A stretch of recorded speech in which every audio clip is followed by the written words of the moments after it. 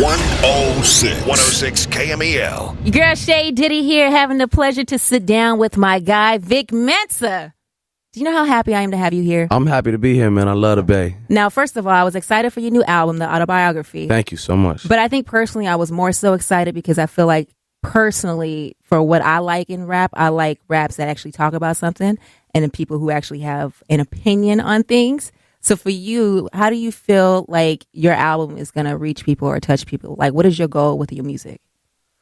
I want to impact people, you know, the way that Tupac impacted me when I was young, or Common or Hove or Kanye impacted me when I was young. And so a lot of times people come up to me and they tell me, your music, you know, got me through a tough time, or your music saved my life. And that means the most to me. You know, Right. That means way more than any critic or anything like that. Like these real people that have found a way to nurture and live with this creation of mine. Right. Now, does it bother you when you see other people who say have a voice and can actually reach millions of people with their following, and they kind of stay silent on current issues that people are dealing with? For instance, like with the hurricane, or just in general with society. Like, how do you feel, for instance, about the whole Take a Knee campaign that the NFL, and then you got the president saying, don't take a knee and all that shit. You know what I mean? Like, yeah, well, I mean, you have to remember that we've been miseducated in many ways, and they don't teach us in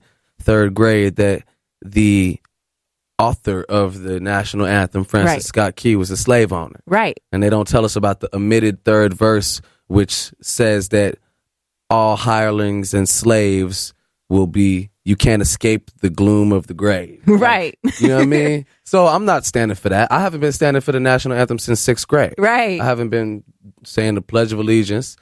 I was born here. You know, I love the people of America. Yeah. I don't have another home, but I don't have any love for America's government, for its racist, slave-owning, oppressive, imperialistic past and present. I'm not about that. So I 100% support the Take a Knee movement.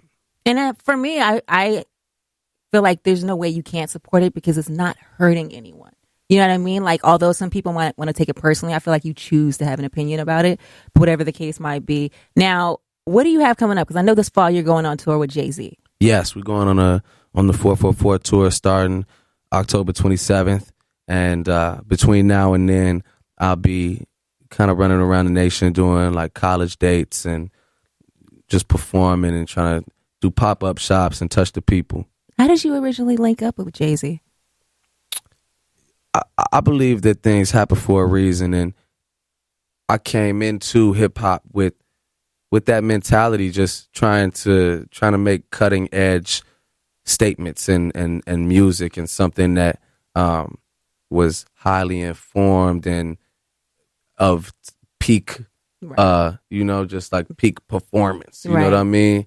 And so that's always been my energy, and so I feel that to work with JayZ, that just made sense. That's amazing.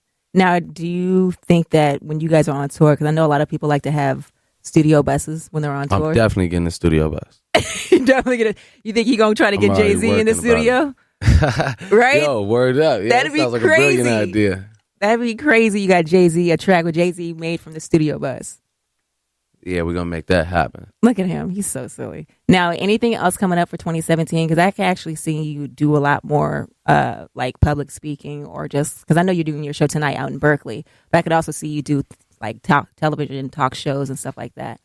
Yeah, we got some late night TV things coming up, and some fashion things coming up. Just stay in tune with me. People can follow me on Instagram mainly at Vic Mensa, also on Twitter at Vic Mensa, VICMENSA, and got a lot of things planned for 2017. There it is, your man Vic Mensa, Shay Diddy, 106 KMEL. Know what it is.